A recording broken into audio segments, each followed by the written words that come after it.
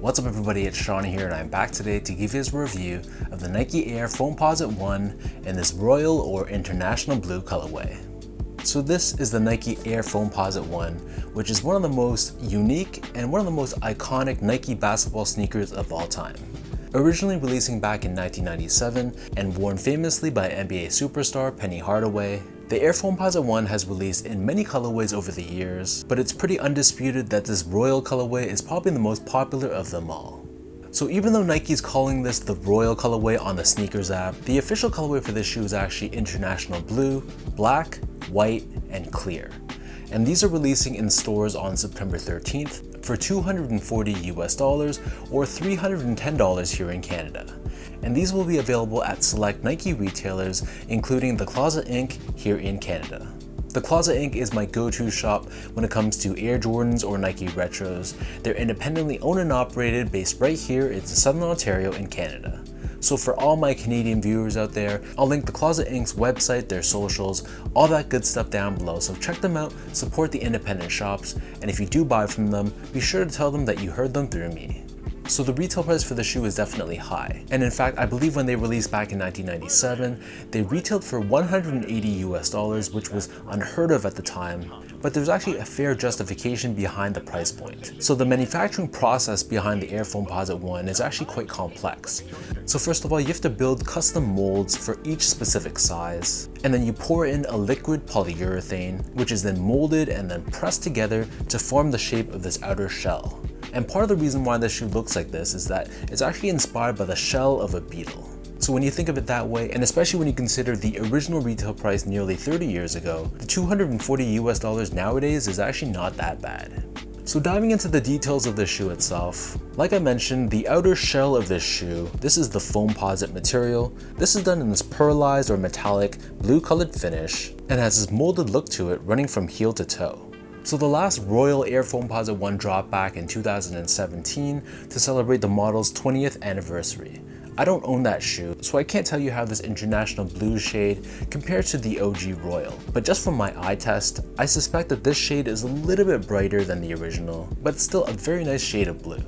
Surrounding the middle of the shoe, we have this black colored genuine nubuck, which feels nice and soft to the touch.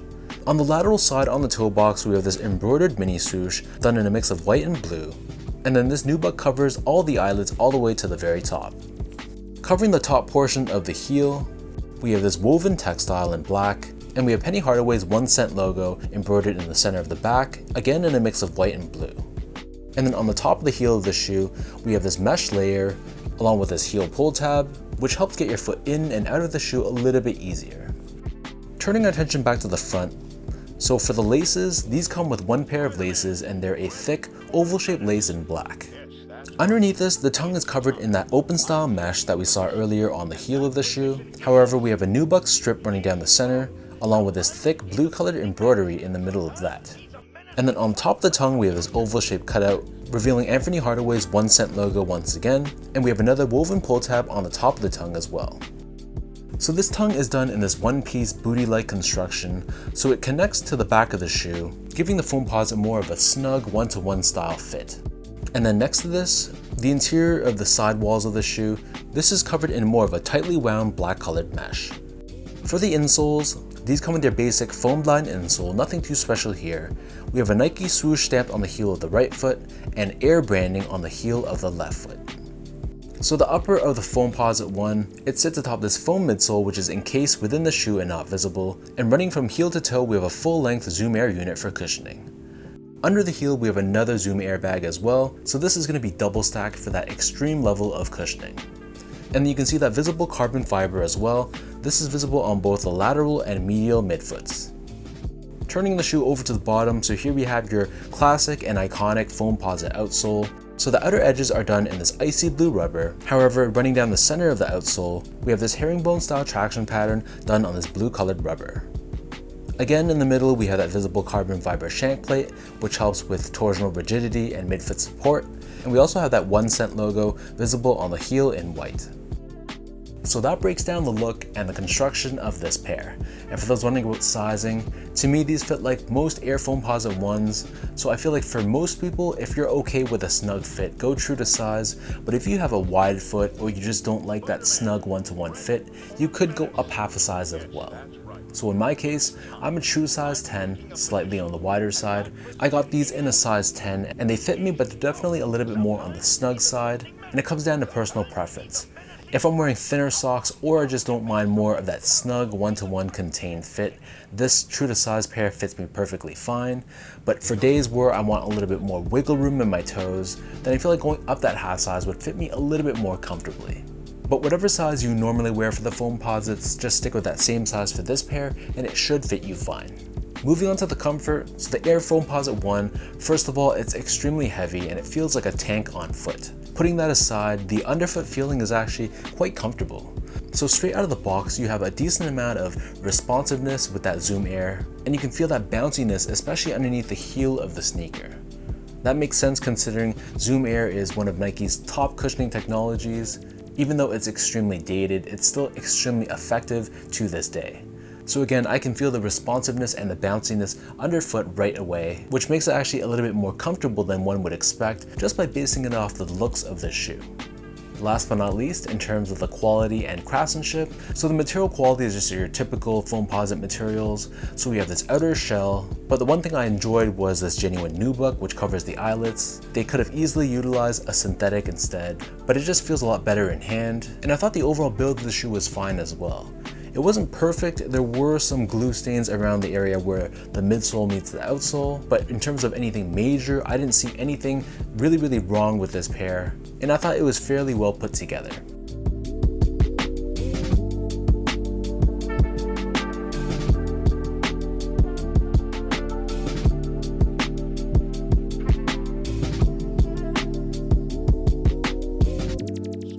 So with all of that out of the way now, let's toss these on feet.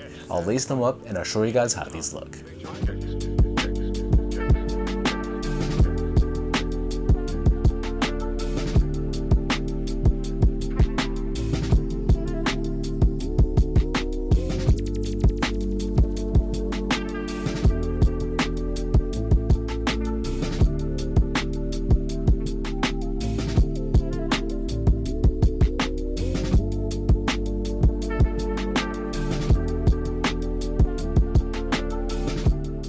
When I think of Nike basketball in the 1990s, some of the iconic models that come to mind are, for example, the Air Jordan 11, the Nike Air More Uptempo, and these Foamposites are definitely near the top of the list as well.